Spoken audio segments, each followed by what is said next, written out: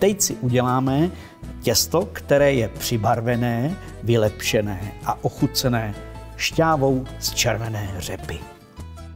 V případě, že chcete udělat těstoviny, které jsou ze šťávou z červené řepy nebo z mrkve, případně s rozmixovaným špenátem, tak ten recept je jednoduchý.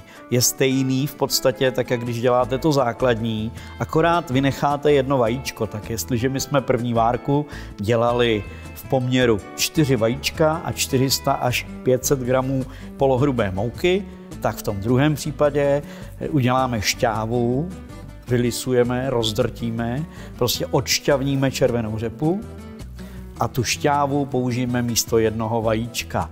Takže do naší zadělávací mísy dáme šťávu z jedné řepy, 3 vajíčka a k tomu pochopitelně 400 až 450 gramů mouky a všechno uhněteme do stejnorodého těsta. Akorát bude na závěr pěkně do červena.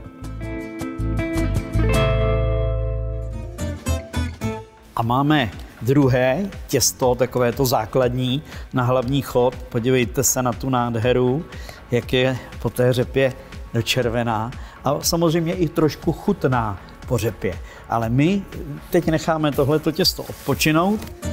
Nevím jak vy, ale já miluju tortellíny, ostatně i další plněné těstoviny, ale není na to udělat si je doma. Poctivě, přesně tak, jak je dneska připravujeme v našem vaříme. Za chvilku se naučíte dělat tortellíny, nic na tom není, ale ještě předtím si do nich musíme udělat náplň. Tu udělám z vepřového masa, mám tady krásné plecko, ale může to být samozřejmě i jiné maso. No a k tomu přijde parmazán, špenátové listy, aby ta náplň byla pěkná, trošku smetany, za chviličku to uvidíte. Tak se do toho dáme. Nejprve ale musíme semlít to nakrájené vepřové maso.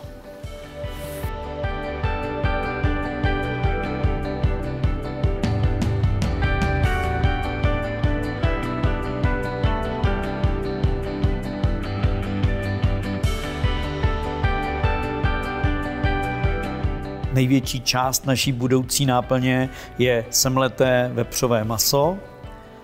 Do něj následně budeme přidávat další suroviny. Vždycky je důležité do mletého masa dát nějakou tekutinu, takže v tomto případě to bude smetana. Ta se k tomu špenátu báječně hodí. Té smetany je na to množství masa tak deci, může být i trošku víc. Potom přidáme posekané, nahrubo posekané špenátové listy, parmazán, trošičku soli, pochopitelně. Počítejte s tím, že ten parmazán je také slaný. A můj oblíbený fígl, do každého mletého masa trošku škrobu, takže 1 lžíce bramborového škrobu. No a také směs koření, která je do mletého masa, ale může to být nějaké další vaše oblíbené, nebo jenom to oblíbené v Itálii oregano, jak budete chtít. A tuhletu směs je třeba důkladně promíchat. No a teď už se můžeme pustit do vyválení těsta. Tak. A máme to krásně vyválené. A teď se pojďte podívat, jak z tohohle plátu uděláme krásné venušiny pupíky, tedy tortellíny. Rozválený plát těsta nakrájíme na stejnoměrné čtverce. Podle toho, jak chceme mít velké tortellíny, tak velké čtverce. Zažil jsem v Itálii takové opravdu velikánské, ale uděláme takovou střední cestu. Takže stejnoměrné čtverce, do každého toho čtverce dáme do prostředka malou kuličku nebo kopičku naší náplně. Ta může kromě masové být jenom sýrová, nebo se dělá často rikota, špenát a česnek v jarních obdobích. No a potom každý z těchto čtverečků přeložíme na šáteček. V tom cípku to malinko přimáčkneme a ty zbylé 2 cípy jakoby trošku natáhneme a potom s nimi obtočíme celou tu náplň, takže nám opravdu vznikne takový pupík. A zase na konci ty cípy je třeba k sobě pečlivě přimáčknout, tak aby se nám ta tortellínka při vaření nerozebírala, aby prostě držela pohromadě. A pozor, jedna důležitá věc, ta náplň vevnitř je vlhká, takže když odkládáte ty tortellíny, tak je třeba je vždycky odložit na pomoučenou desku, tak, aby se vám vlastně ta vlhkost, která může projít do toho těsta po chvíli, tak, aby se vám ty tortellíny nepřilepily na podložku a potom jste si je při samotném vaření nepotrhali. No a takhle upravené tortellíny dáme vařit pěkně zvolna. Počítám, že se budou vařit takových 10 minut. A teď si uděláme fofr omáčku. Italskou, ne náš kečup, jak jsme zvyklí, a sýr, ale opravdu velice rychlou, ostatně bude to trvat tak 2 minutky. Stačí, když nakrájíte cibuli, česnek, no ostatně koukejte na to, bude to co by dub. A nejprve do toho horkého oleje přijde cibule, tu je třeba sprutká takhle pěkně osmahnout, tak aby změkla, zesklovatěla, jak se říká. Pak přidáme česnek, ten se bude opékat jenom kraťonkou dobu. A jakmile ten česnek také zavoní, tak přidejte drcená rajčata. Ideálně opravdu ty z konzervy, to je zaručená kvalita a je to hned hotové. Všechno je to třeba kraťonce povařit a zároveň ochutit. Takže trochu soli, počítejte s tím, že ještě přijde do téhle omáčky parmazán, tak soli jenom trošku. Potom tam přijde trošku chili, to je takový můj fígl, který jsem odkoukal v Itálii. Ono to má větší, lepší šmrnc. Bude ho tam jenom trošičku, takže to nebude pálivé, ale bude to prostě chuťově lepší.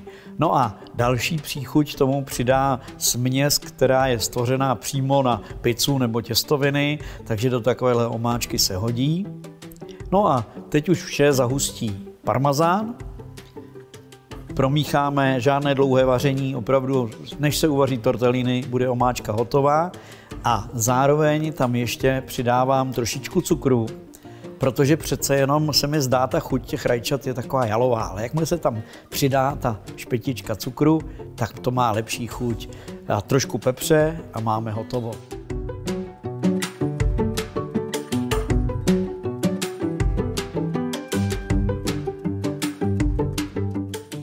Tortellínky máme dovařené, omáčku hotovou, pak už stačí jenom trošku parmazánu navrch a máme připravený hlavní chod naší pasta hostiny, kterou si děláme z domácích těstovin. Takže ty tortellíny záleží samozřejmě na velikosti a mocnosti jedlíka a také na hladu, ale běžně jsem zažil, že se dávají třeba jenom 4 tortellíny na talíř a pak si člověk přidává, aby se nepřejedl. Takže parmigiano, reggiano, něco ostřejšího dáme takhle pro jedlíka a ještě pár lístků špenátu, protože ten špenát je uvnitř tortellín a já teď cítím tu vůni, tak tu bych vám přál, abyste si také okusili, ale bohužel v pořadu vaříme to nejde, třeba někdy v budoucnu. Každopádně navrch ještě podle toho originálního receptu přijdou semínka, směs semínek.